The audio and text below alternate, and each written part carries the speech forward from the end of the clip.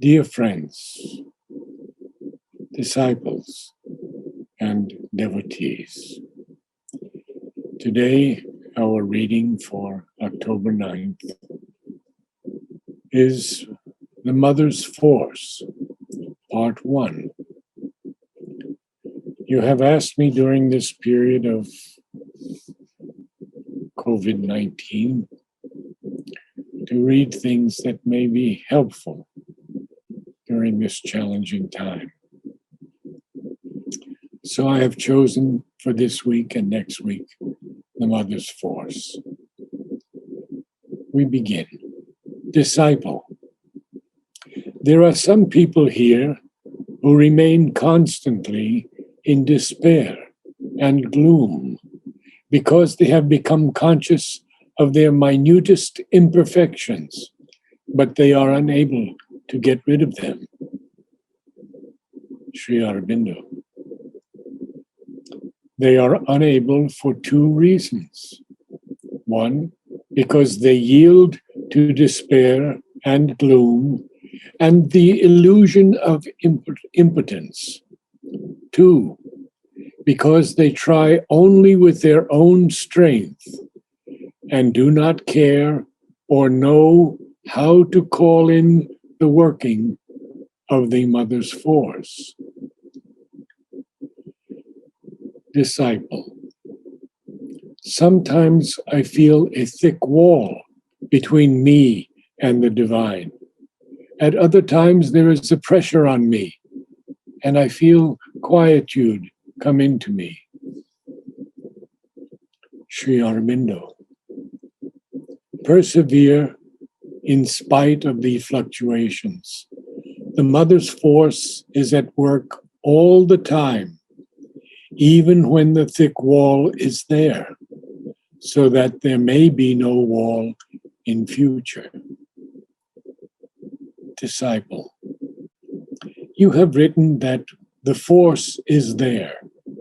Why then do I not feel it, except for a short time after pranam? Formerly I felt that the force above was doing the sadhana. Why do I not feel it now? Sri Aurobindo. The Mother's force is not only above on the summit of the being. It is there with you and near you, ready to act whenever your nature will allow it. It is so with everybody here. Always keep open to the Mother's force. Let the inner consciousness develop. Only that will help and deliver from all difficulties as the openness in the physical grows in you.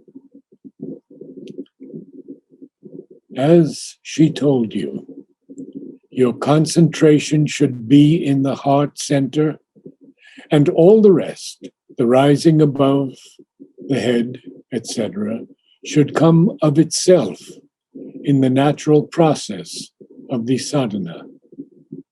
Through the heart, you will get the closer and closer touch of the Mother and the working of her force in the whole being.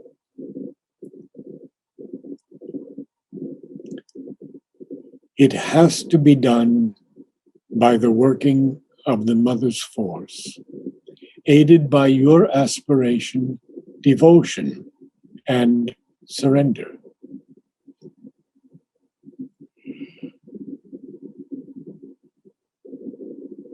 If everybody were containing the constant action of the Mother's force, the sadhana would be finished by now, and the siddhi complete.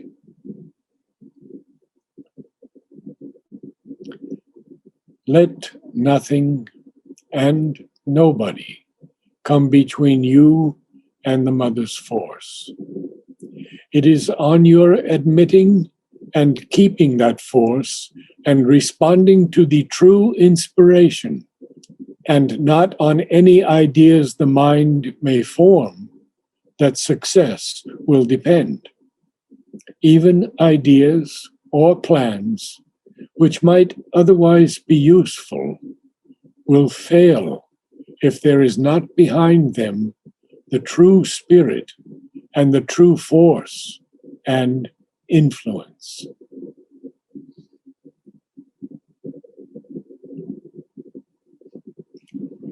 When I speak of the mother's force, I do not speak of the force of Prakriti, which carries on things in the ignorance, but of the higher force of the divine that descends from above to transform the nature. Disciple, you often speak of the mother's force. What is it? Sri Aurobindo. It is the divine force, which works to remove the ignorance and change the nature into the divine nature.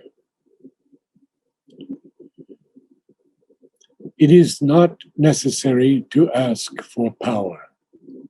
It is the mother's force that must work in the being, and if it is there, all necessary power will come.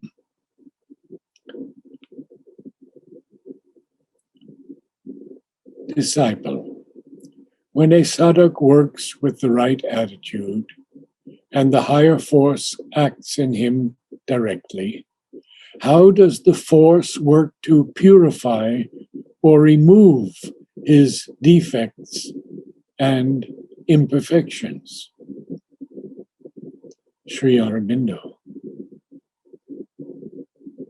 It acts by awakening the inner consciousness gradually or swiftly, by replacing the principle of ego service by the principle of service of the divine, by making him watch his actions and see his own defects, and pushing him to rectify them, by establishing a connection between his consciousness and the mother's consciousness, by preparing his nature to be taken up more and more by the mother's consciousness and force, by giving him experiences which make him ready for the major experiences of yoga, by stimulating the growth of his psychic being, by opening him to the mother as the universal being, etc.,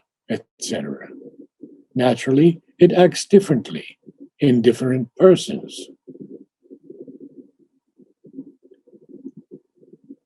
You should not rely on anything else alone, however helpful it may seem, but chiefly, primarily, fundamentally, on the mother's force.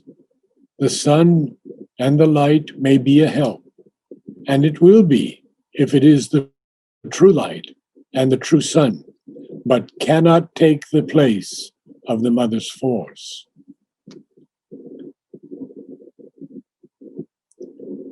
But whether the progress is rapid or slow, the attitude should always be an entire faith and reliance on the mother.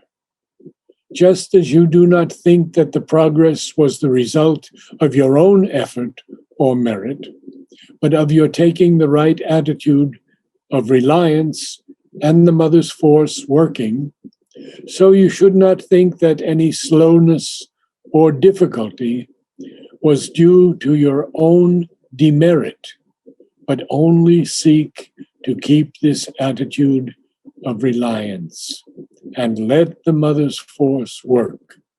Slowly or rapidly does not matter. Keep the reliance steady in your heart, and do not allow self-distrust, depression, or sadness to invade you from outside.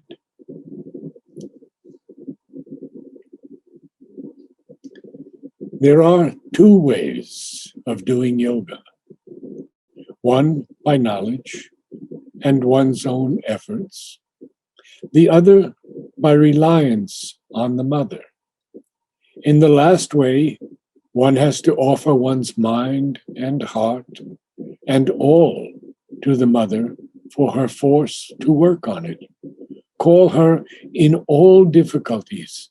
Have faith and bhakti. At first, it takes time, often a long time, for the consciousness to be prepared in this way. And during that time, many difficulties can come up. But if one perseveres, a time comes when all is ready. The mother's force opens the consciousness fully to the divine. Then all that must develop develops within. Spiritual experience comes, and with it, the knowledge and union with the divine. Namaste.